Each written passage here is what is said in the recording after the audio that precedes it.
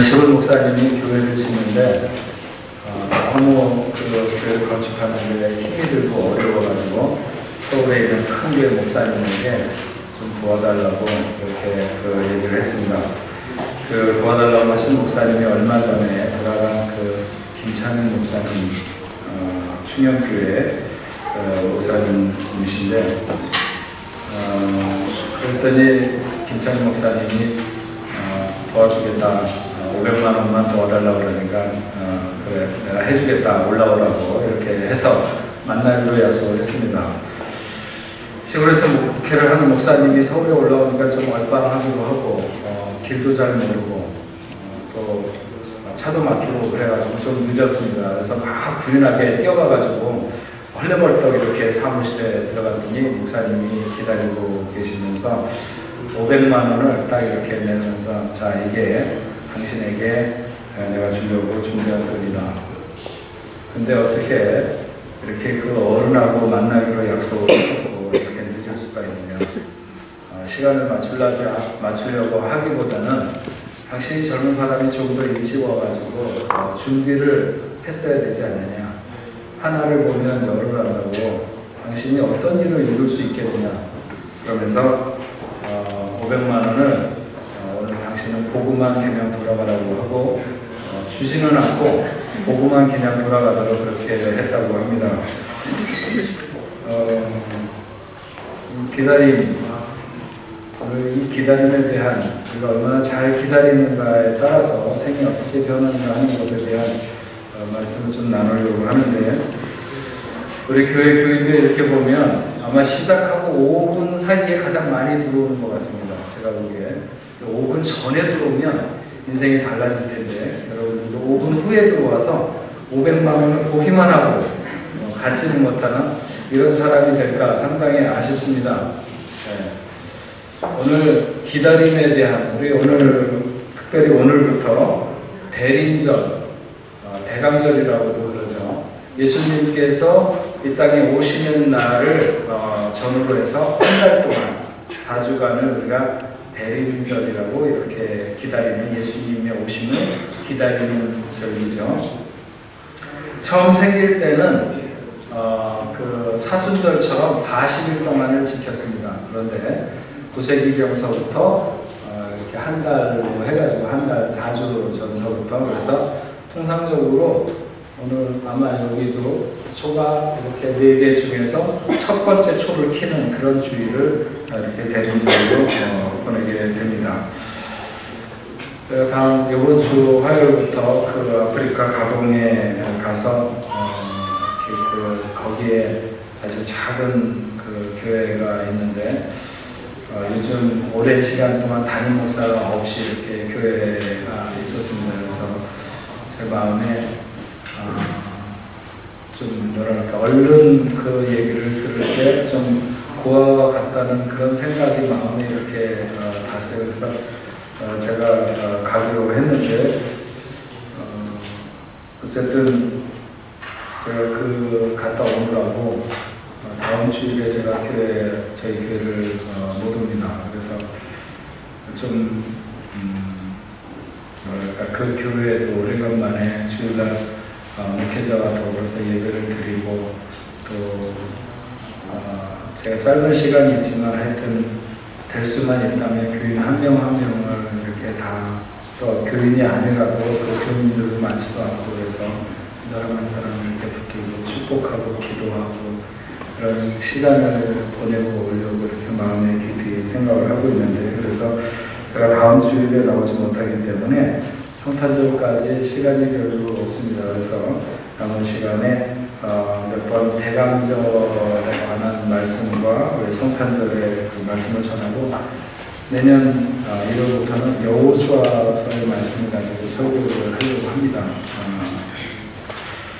그래서 그 시간까지 우리 몇 번 안 되지만 우리 그 주님을 기다리는 마음으로 하나님의 말씀을 우리가 들을 수 있으면 좋겠다 이렇게 생각합니다. 지난번에도 말씀드렸지만 이스라엘 백성들은 절기를 지키는 것으로 그들의 그 신앙생활을 이렇게 이어가는, 그 절기를 지키는 게 신앙에 아주 굉장히 중요한 포인트였습니다. 여러분 나중에 레위기서를 공부하게 되면 알겠지만 여호와의 7대 절기, 이스라엘 백성들이 지키던 여호와의 7대 절기가 있습니다. 유월절, 무교절, 초실절, 오순절, 나팔절, 그리고 대속죄일과 초막절, 이렇게 7절기가 그들의 신앙생활의 아주 중심적인 축이었습니다. 그래서 얼마 만에 한 번씩 돌아오게 되는 이 절기를 잘 지키고 그 지키는 법을 자손들에게 이렇게 계속해서 알려줌으로 말미암아 신앙생활을 이어가는 것이 그들에게 있어서 중요한 원칙이기도 했고 또 양식이기도 했습니다. 우리가 오늘부터 시작하는 이 대림절을 통한 성탄이라고 하는 것은 그 절기에 들어있지 않은데 오늘 우리가 왜 지켜야 되느냐 이렇게 말할 수도 있겠지만 예수님이 탄생하기 전에 그 모든 여호와의 7대 절기는 예수 그리스도와 연관되지 않은 것이 하나도 없습니다. 그 7대 절기라고 하는 모든 절기가 즉 유월절은 어린 양의 피로 대가 없이 우리가 받게 되는 이 은혜를 기억하는 절기죠. 그 어린 양은 말할 것도 없이 예수 그리스도를 가리킵니다. 무교절은 구원받은 백성이 더 이상 죄 가운데 살지 않고 이제는 우리의 삶에서 누룩을 제하겠다고 하는 그래서 무교병을 먹는 그런 절기죠. 초실절은 첫열매라고 하나님 앞에 드리는 그런 시간인데 예수 그리스도가 우리의 부활의 첫 열매가 되셨듯이 우리도 그분을 따라서 다 부활의 열매로 거듭날 거라고 하는 것을 상징하는 절기고 오순절은 구약의 하나님의 말씀을 받은 것 같이 신약시대에는 성령이 우리에게 오시고 그것으로 말미암아 이 교회가 예수 그리스도의 몸이 된 교회가 처음으로 시작되는 절기가 오순절이죠. 나팔절은 복음의 나팔을 불어야 되는 것을 다시 한번 기억하는 절기이고 속죄일은 안식일 중에 안식일로 예수 그리스도께서 그 안식일의 주인이 되신다고 하는 것을 다시 한번 확인하는 날입니다. 초막절은 그리스도의 몸된 교회 생활과 하나님을 누림에 대해서 그리고 그런 생활을 후손에게 계속 전하기 위한 것으로 우리에게 주어진 절기가 초막절이기도 하고 장막절이기도 하는 것이죠. 결국 이런 모든 절기가 그리스도로 더불어서 완성되고 참되다고 하는 것을 나타내는 것이 성탄입니다. 우리가 6월절에서 초막절을 지금 지키고 있지는 않지만 그 정신이 우리 예배와 우리의 삶에 적용되고 성탄을 통해 오신 그 모든 절기의 완성을 맛보며 육신을 입고 이 땅에 오신 주님을 기뻐하고 영광 돌리게 되는 것입니다. 하나님께서 인류를 구원하시기 위해서 자신이 육신을 입고 이 땅에 오시기로 한 그것이 하나님이나 우리 모두에게 다 엄청난 그런 결정이지만 그 이후에 누구를 의탁해서 세상에 오실까 하는 것도 결코 쉬운 문제는 아니라고 생각합니다. 역사 속에서 하나님은 수많은 사람들과 관계하셨고 자신의 하나님 되심을 나타나고 그들과 만나셨고 그들과 교제하셨습니다. 하나님의 하나님 되심을 알만한 사람들에게 그동안 역사적으로 수많은 사람들에게 나타내셨습니다. 그런데 오늘 친히 인간의 몸을 입으시고 이 땅에 내려오실 때 사전에 교육받은 대제사장이라든지 아니면 큰 이야기를 알아들을 만한 민족적인 지도자라든지 아니면 그 시대 가장 뛰어난 영성으로 하나님을 향한 촉수가 늘 밝게 깨어 있었던 어떤 선지자나 이런 사람들 중에 하나가 아니라 그저 평범한 한 여인, 그 여인을 괜히 깔볼 필요는 없지만 엄청난 꿈이나 비전을 가지고 뭔가 새로운 시대에 대한 도래를 내다보면서 그리고 그런 시대에 자기가 뭔가 역할을 할 것이라고 하는 이런 높은 꿈을 가지고 있는 것과는 너무나도 거리가 먼 그냥 자기의 삶의 시간을 지나면서 한 남자를 만나게 되고 그래서 가정을 이루고 그렇게 그 시대에 순응하면서 살아가기로 마음먹었던 한 여인. 그 여인은 자기를 가리켜서 그냥 한 여종일 뿐이라고 옛날 성경에는 계집종이라고 이렇게 얘기를 했는데 엄밀하게 따지면 그 이상도 아니고 그 이하도 아닌 그런 한 여인입니다. 하나님은 그런 여인과 대화를 하기 시작하셨고, 그리고 그에게 자신의 엄청난 뜻을 이야기하셔야만 했습니다. 오늘 대림절 첫 번째 주를 맞아서 가장 먼저 예수 그리스도를 맞아야 했던 사람, 육신을 입고 이 땅에 오시는 하나님을 받아낸 여자 마리아에 대해서 우리가 생각을 하면서 주님의 오심을 예비하는 시간을 가졌으면 좋겠습니다. 마리아라고 하는 이름은 유대 여자들에게 매우 흔한 이름입니다. 오늘도 뭐 많이 있지만, 구약 시대에는 모세의 누이였던 미리암이라고 하는 이름이 바로 마리아라고 하는 이름인데, 이 히브리 이름을 헬라어로 발음한 게 마리아입니다. 마리아는 높여짐이라는 뜻을 가지고 있습니다. 마리아가 신의 어머니라고 하는 본인도 부담스러울 만큼의 치켜 세움은 지나친 면이 다분히 있습니다. 그러나 하나님이 그 많은 인생들 중에서, 그리고 그 많은 여자들 중에서 마리아에게 나신 것은 그에게 특별함이 없다고도 말할 수 없을 것입니다. 모든 인생은 하나님으로부터 다 큰 은혜를 입습니다. 그러나 모두가 그 은혜를 누리지는 못합니다. 왜냐하면 그 은혜를 온전히 받거나 누리지 못하고 쏟아버리는 데 있는 것입니다. 마리아에게 있어서 가장 존귀한 점이 있다고 한다면, 그가 하나님으로부터 오는 은혜를 하나도 쏟지 아니하고 한 방울도 쏟지 아니하고 고스란히 다 그의 생애에 담았다고 하는 것입니다.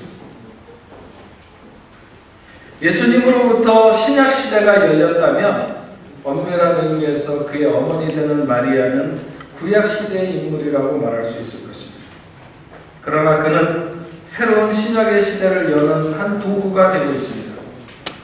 그의 집안은 어떤 집안이었는지, 그의 신앙은 어떻게 형성되었는지, 그리고 그는 또 얼마나 높은 신앙을, 깊은 신앙을 가지고 있는지, 그런 것에 대해서 자세히 나와 있지 않습니다. 그러나 우리가 오늘 읽은 말씀 그 이후를 계속해서 마리아의 찬미를 읽어보게 되면 그가 얼마나 균형 잡힌 신앙을 가지고 있었던 사람이었나 하는 것에 대해서 우리는 알게 됩니다. 그의 찬미는 사무엘상 2장 1절에 나오는 그 한나의 노래와 너무나도 닮아 있습니다. 유대인들은 어렸을 때서부터 그 구약의 서정시를 많이 이렇게 암송하면서 자랐다고 하니까 마리아도 어쩌면 그 구약 성경을 많이 암송하고 있었는지 모릅니다. 그런데 이 마리아의 찬미 그 구성을 보면 마리아가 단지 암송하는 것으로 끝나는 것이 아니라 그 말씀이 그의 삶에 얼마나 깊이 녹아져 있었던가 하는 것을 알 수 있습니다. 마리아의 찬미는 크게 네 가지 파트로 나눠져 있는데, 첫 번째로는 자신에게 임한 하나님의 은혜를 감사하고 있습니다. 두 번째로는 그 은혜가 만민 중에 미칠 큰 힘인 것을 찬양하고 있고, 세 번째로는 높은 자를 낮추시고 낮은 자를 높이시는 공평하신 심판을 선포하고 있으며, 네 번째로는 하나님의 약속의 성취를 확인하는 것으로 그의 찬미가 끝나고 있습니다. 그러니까 주님께서 이 땅에 오셔서 이루어야 될 모든 일에 대해서 아주 일목요연하게 잘 정리하고 있는 것을 알 수가 있습니다. 어느 날 천사 가브리엘이 마리아를 찾았습니다. 아마도 우리가 맞게 되는 이 12월이 아니라 적어도 마리아가 이상하다, 왜 자꾸 먹을 것도 없는데 속이 미식미식하지, 뭐 이런 생각이 들기 이전, 그러니까 우리 해로 말하면 초봄이 시작되는 때쯤, 그때쯤이나 봄이나 됐을 때쯤 아마 천사가 마리아에게 오지 않았을까 이렇게 생각을 합니다. 마리아에게 있어서 성탄은 12월 12월 25일이 다 돼서 맞은 것이 아니라 이미 초봄에서부터 그는 예수 그리스도의 성탄을 맞고 있는 것입니다. 천사 가브리엘이 하나님의 뜻을 알렸습니다. 수태하여 아들을 낳을 것인데 그 이름을 예수라 하리라. 여러 가지 면에서 마리아를 놀라게 하는 일입니다. 놀라게 하는 정도가 아니라 너무나도 엄청난 일입니다. 천사가 마리아의 정신을 혼미하게 해놓고 말씀하지 않았을 것입니다. 그래서 천사가 말하는 것이 무슨 말인지 그 말의 그 무게가 얼마나 되는지 고스란히 다 느끼면서 마리아는 그 말씀을 받아들였을 것입니다. 우리는 여기서 마리아가 얼마나 대단한 인물인가 하는 것을 발견하게 됩니다. 성경에 보면 마태복음에는 요셉에게 말씀을 그 천사가 나타나서 말해주고 누가복음에는 마리아에게 천사가 나타나서 얘기를 해주는데 누구에게 먼저 해줬을 것 같아요? 네?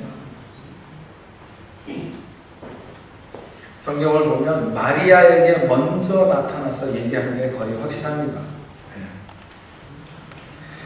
마리아에게 천사가 고지할 때는 조금 아까 얘기한 것처럼 그 몸에 징후가 나타나기 이전이라고 보는 게 타당하고 적어도 아니면 몸에 좀 이상이 생기면서 이게 도대체 뭘까 이런 그 처녀가 이상한 기분을 느낄 때 어쩌면 천사가 나타나는지 모릅니다.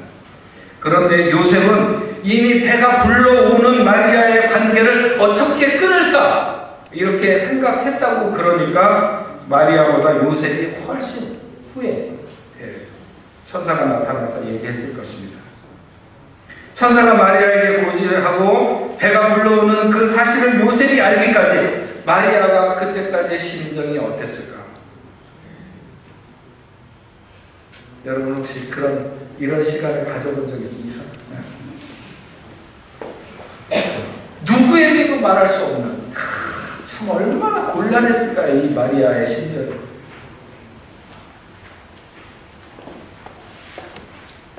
신앙은 때때로 자기만 아는 비밀로부터 시작하는 것을 알 수 있습니다. 남들에게 이야기하면 펄쩍 뛰면서 말도 안 된다는 이런 그런 사실을 가슴에 품으면서 시작되는 것이죠. 때로 그것 때문에 지독한 위험이나 모든 사람으로부터 따돌림을 당하는 고독을 맛볼 수도 있습니다. 오늘날에도 전통적인 모슬렘 가정에서 자란 어떤 사람이 어느 날 예수를 가슴에 품게 되었습니다. 예수는 그렇게 위험스럽게 그리고 그 위험을 받아들이는 자에게 오고 있는 것이죠. 마리아는 아마도 아브라함이 자기 자식을 번제로 드리러 가는 그 길에서 만났던 3일길의 심정 같은 그런 심정을 가지고 많은 시간들을 보냈을 것입니다. 구체적인 것을 생각하면 도저히 답이 안 나오는, 아브라함도 자기 자식을 자기가 번제로 드리고 나면 그 이후의 삶이 어떻게 될 것인가 이거 생각해보면 도저히 답이 안 나오는 것입니다. 아니 당장 아들을 번제로 드리고 집으로 돌아갔을 때 자기의 부인에게 뭐라고 얘기할 것인가 하는 것부터 그런 생각이 안 들 것입니다. 마리아도 마찬가지죠. 따지고 보면 겨우 마리아는 이제 20세도 채 안 됐을 그런 처자인데 그렇게 힘겨운 비밀을 간직하고 모든 무게를 감당하기에 충분한 나이, 충분한 경험 이런 것들이 전혀 없는 그런 나이 아닙니까? 그런데 오늘 우리가 말씀을 잘 들여다보면 마리아는 적극적으로 자신을 변호하고 있는 것 같지도 않습니다. 예수님이 나는 모르고 나는 책임 없다. 마리아가 그 예수님이 마리아의 몸속에 생겼는데 성령으로 말미암아 이렇게 잉태되었는데 이건 나는 도대체 이게 이런 일이 나한테 왜 일어났는지 나는 이 아이에 대해서 내가 책임이 없다. 마리아가 이렇게 얘기하고 싶지 않겠습니까? 그러면 요셉은 그러면 그건 네가 책임이 아니면 도대체 누구 책임이냐? 이렇게 하면서 마리아와 요셉 사이에 서로 핑퐁하는 이런 왔다 갔다 하는 관계 가운데서 예수님이 세상에 오기를 원하시지는 않았을 것이라고 하는 것입니다. 억울하고 답답한 심령이 된다 할지라도 믿음으로 때를 기다리는 사람을 통해서 오셨다고 하는 것이죠. 우리가 쉽게 보거나 추측할 수 있는 곳에서 볼 수 없는 마리아의 신앙은 거기서 더욱 빛나고 있었던 것을 우리는 알 수 있습니다. 천사의 고지에 마리아의 반응을 보면 그녀는 자기를 염려하고 있지 않는 것을 알 수가 있습니다. 영원한 왕이 그에게 났을 것이라고 하는 말씀에 자신은 사내를 알지 못하는데 어떻게 그런 일이 있을 수 있겠습니까? 지극히 이 일에 대한 과정으로서의 의문을 나타내고 있을 뿐입니다.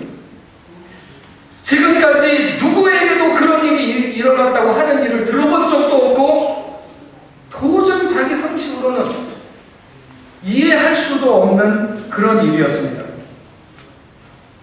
천사가 받아들이지 안 되는 그런 강압적으로 말하지도 않았습니다.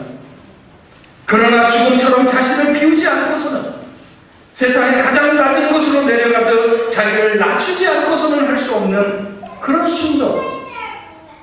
마리아는 그렇게 자신을 버리면서 예수를 맡고 있는 것을 알 수가 있습니다. 마리아는 요셉과 정혼한 관계였습니다. 그때 약혼을 하면 통상적으로 1년 동안은 정절을 지켜야 될 의무를 가지고 있습니다. 그렇지 않은 징후가 나타나면 그는 사형에 해당하는 것으로 돌에 맞아 죽어야 했습니다. 하지만 마리아는 그것을 염려하고 있지 않았습니다. 아이를 낳는 것이 문제가 아니라 아이를 가지면 죽을 수밖에 없다는 현실적인 벽을 뛰어넘고 있는 것입니다.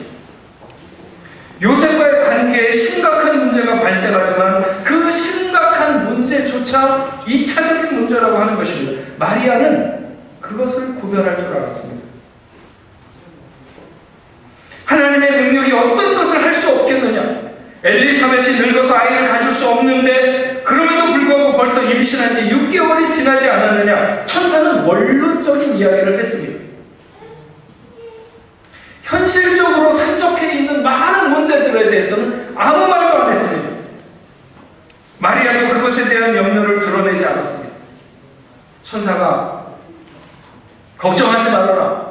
내가 요셉 만나가지고 다 얘기할 테니까 너 그런 것에 대해서 염려하지 말아라. 사람들이 너를 알면 돌로 때려 죽이려고 할 텐데 걱정하지 말아라. 내가 다 천사들을 시켜갖고 못 죽이게 말릴 테니까. 뭐 이렇게 미리 말해주면 좋을 텐데 천사는 그런 얘기하지 않았습니다. 그런 것에 대해서 아무 말도 하지 않았습니다. 오직 마리아의 몫으로 남았습니다. 우리의 신앙이 가장 힘을 발할 때가 언젠가?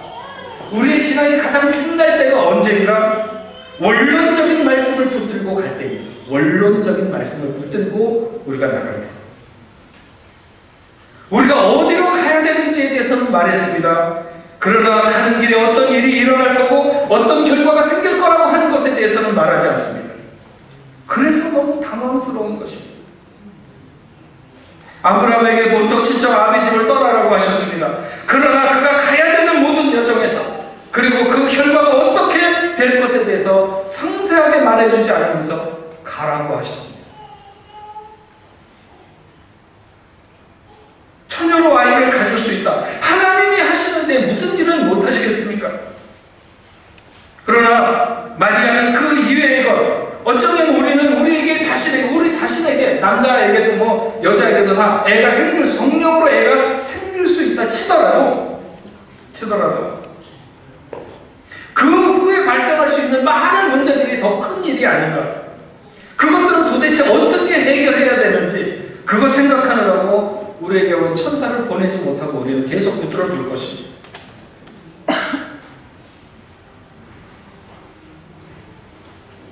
그런데 오늘 성경에서 마리아는 너무나도 간단하게 오늘 38절 말씀해 보니까 마리아가 이르되 주의 여종이오니 말씀대로 내게 이루어지리라 하며 천사가 떠나냐. 말씀을 붙잡아야 됩니다. 말씀은 상황에 대한 설명이 아니라 약속입니다. 약속에 대한 믿음을 보이면 말씀대로 이루어지는 놀라운 역사를 우리가 체험할 것입니다. 우리는 너무 많은 논리로, 너무 많은 철학으로, 너무 많은 자기 주관으로 상황의 불합리로 현실에 대한 문제로 말씀을 못 받아들입니다. 지난번에 말씀드린 대로 어떤 목사님이 자기는 정말 2000년 전에 그때 예수님 당시에 그 곁에서 태어나지 않은 게 너무나도 감사해요. 자기는 죽었다 깨어나도 자기 옆집에 있는 어떤 처자가 어느 날 갑자기 배가 불러오는데 그걸 성령으로 잉태했다고 말할 때 자기는 못 믿었을 거라고 말하는 거죠. 말씀대로 되기를 고백하는 것은 결코 쉽지 않습니다. 그러나 주님은 그런 사람에게 오셨습니다. 자기를 내려놓고 위험을 무릅쓰면서 현실을 넘어서면서 약속에 대해 믿음을 보이는 사람, 그 사람이 첫 번째 성탄을 맞는 첫 번째 사람이 될 것이죠. 하나님을 중심에 모시기 원하면서 또 그렇게 고백하며 사는 것 같으면서도 결정적인 순간에 가서는 말씀대로가 아니라 내 뜻대로 이렇게 되기를 주장하는 우리의 모습이 있지 않은지. 오래전 제가 한번 여러분들에게 말씀드린 적이 있는데 어느 교회 목사님이 그 신장이 너무 약해져가지고 병원에 입원을 했습니다. 그랬더니 병원에서 말하기로 도저히 신장이 더 이상의 기능을 할 수 없고 누군가 건강한 사람의 신장을 이식해야만이 살 수 있다. 이렇게 얘기를 했습니다.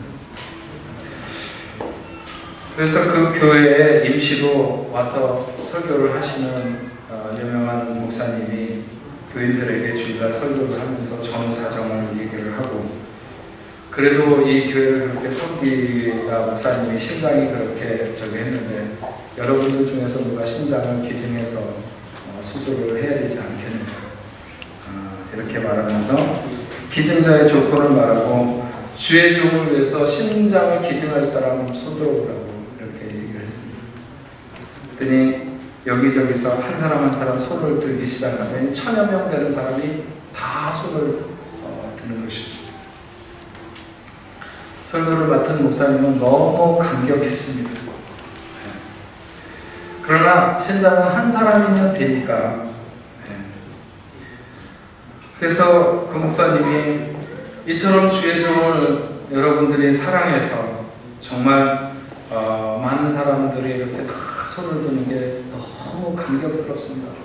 우리 교회는 아니지만 이 교회 성도들이 목회자를 그렇게 사랑하다니 그러면서 너무 감사하다고 이렇게 하면서 그러나 한 사람만 필요하니까 한 사람만 결정하겠습니다.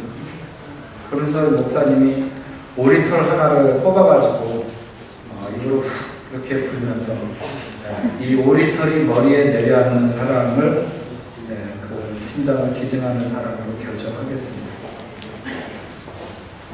여러분 아시죠? 조용하던 교회당 안에 갑자기 그 오리털이 날아앉으려고 하는 쪽에서 아멘! 할렐루야!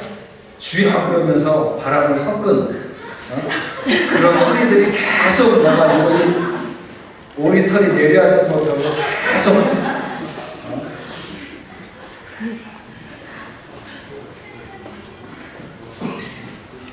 그 목사님은 어떻게 됐는지 잘 모르겠습니다. 손을 다 들었는데 막상 자기에게 올 때는 그것이 나에게 비켜가기를 이렇게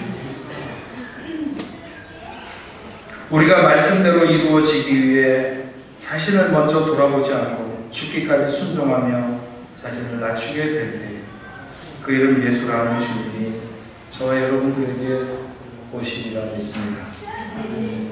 영국의 비평가이며 사상가인 존 러스킨이라고 하는 사람이 쓴 티끌의 원리라고 하는 책에서 진흙 땅을 하나님이 들어쓰실 때 무엇이 될 수 있는가 하는 질문과 대답에서 그렇게 말하죠.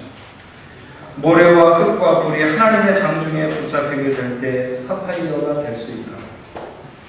모래가 하나님의 손에 붙잡힐 때 오팔이 될 수 있다. 맨 흙이 하나님의 장중에 붙잡히게 될 때 다이아몬드가 될 수 있다. 스스로 자기를 그냥 한 계집 종이라고 말한 마리아, 그가 하나님의 손에 하나님의 장중에 붙잡히게 될 때 그는 이 땅에 메시아로 오시는 만왕의 왕이신 전능의 하나님을 받아내는 그런 최초의 사람이 되고 도구로 온 인류를 구원하는 그런 메시아의 오심의 귀한 도구로 사용되는 것을 알 수가 있습니다. 사랑하는 여러분, 우리가 이제 얼마 안 있으면 2012년도에 성탄을 맞습니다. 우리가 어떤 자세로 맞아야 그분을 진정으로 맞을 수 있는지, 오늘 마리아가 예수님을 맞던 그 시대, 그 상황으로 한번 돌아가서 우리도 정말 이때 오시는 주님을 진정 마음으로 맞아서 하나님의 말씀대로 이루어지리라 하는 이런 우리의 그 고백 속에서 하나님의 놀라운 역사가 일어나기를 주의 이름으로 축원합니다. 기도하겠습니다.